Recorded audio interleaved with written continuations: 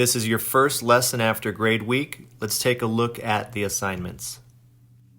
All right, let's take a look here. We have our new assignments here. Fitness, Activity, and Nutrition Log 6 for this week, 9/21 through 9/27. And the other new assignment we have is Lesson 3C, Biceps and Triceps, also for this week. And I wanted to remind you real quick what these stars mean. Once I put these stars on, that means I've assigned zeros for people who have not yet started their assignment. All right? And for those of you who want to go back and do old fitness, activity, and nutrition logs because you haven't started them yet, what I'm going to tell you is you need to finish all the lessons first. So do all these lessons before you can go back and do these, because basically I've locked older nutrition logs if you hadn't started them because it's already a month and a half old. So get these done and then talk to me, and then I will let you know what is going to be a little bit different for you, and then I will open these older nutrition logs up for you only once you've completed all of the lessons. I am purposely going over the same things I went over last couple lessons as a quick review leading into the new concept, because everything I teach builds on itself.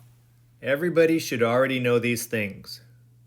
First of all, that bones give our body structure and shape. 2, that tendons connect muscles to bone. Remember, this is the muscle, this is the tendon, this is the bone. And you can see how the bone connects to the tendon, which connects to the muscle. You should also know that wherever two bones meet, so on the outside of this picture where another bone is meeting, that is a joint. So where bones meet bones, that is a joint. And the things that hold bones together are ligaments. I just wanted to give you a quick image of what I was just telling you. Again, bone meets bone. Ligaments are connecting the bone to the bone.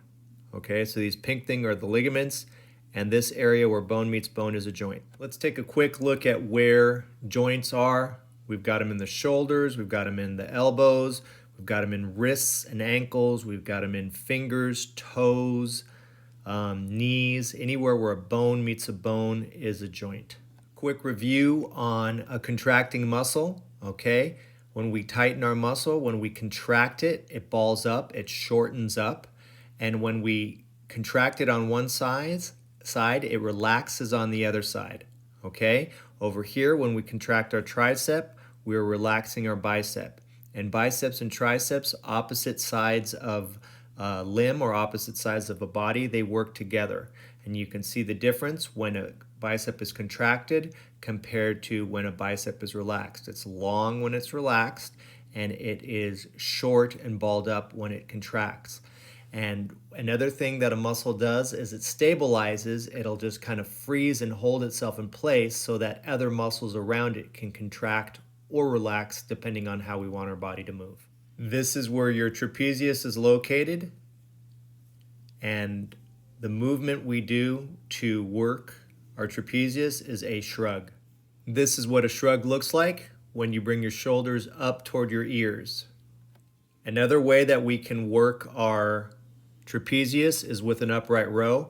Remember, our elbows are always going to be ahead of our hands. Our elbows go toward the sky, our hands scrape up our body and follow. And again, this is an upright row. The best way to work out our deltoids is by raising, and there are 3 different ways we can raise. This is the anterior part of the deltoid, or the front part of the deltoid, and this is called a front raise. This is the next way to work our deltoid. This is the side deltoid, lateral deltoid, and anytime we raise to the side, we are working the side part or the middle part or the lateral part of our deltoid. Finally, when we raise to the rear or we raise to the posterior, we are working the back part, the posterior part, the rear part of our deltoid when we raise our arms to the rear. We want to get more than just our deltoids involved in the movement. We do a pressing movement, a pushing movement, okay? And anytime we go from bent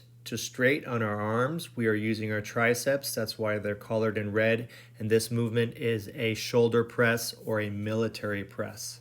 Everything I just showed you was just a review for reinforcement. You should have already known those things. Now let's take a look at the new muscles. This is the next muscle we're going to look at, a bicep. And you can see that this bicep is contracted. It's short and balled up right here. And this is the second muscle in this video. And this is what a tricep looks like when it is contracted. There's a lot of variety when we work out our biceps. Sometimes people are sitting, sometimes people are standing, sometimes people are working off of a bench, sometimes people are working off of a machine. Dumbbells are the most common ways people work their biceps out.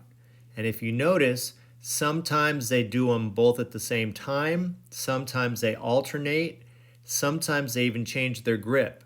We have an underhand grip here. We've got a hammer curl grip here, like he's hammering, and sometimes people even do a reverse grip where they bring it up knuckles first. As I always say, there is no right way or wrong way to do this. Variety is the best way. And if you take a look, we've got some kettlebells here, and let me fast forward through here so you can see a variety of ways you can grip the kettlebells. You can use barbells. Up here we have an easy bar. Those are the bars that are wavy, and this is a barbell that is straight.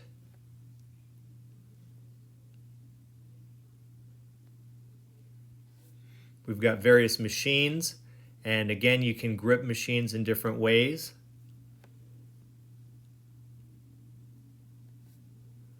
Sometimes people use resistance bands, okay? And again, variety is the best way. There are many creative ways that you can get a dumbbell feel without a dumbbell. Here we have paint cans. Sometimes people put sand in paint cans, or sometimes they put cement, or even water in water jugs.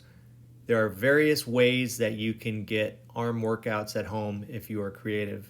That's it for our lesson today. We covered the things you should have already known, plus we added a new muscle in bicep, and we talked a little bit about tricep. Tricep will actually be the next lesson next time. Everybody, as long as you can turn your cameras on, I will release you. And anyone who came late, make sure to stay late. And if you cannot turn your camera on for whatever reason, make sure you stay after and let me know why.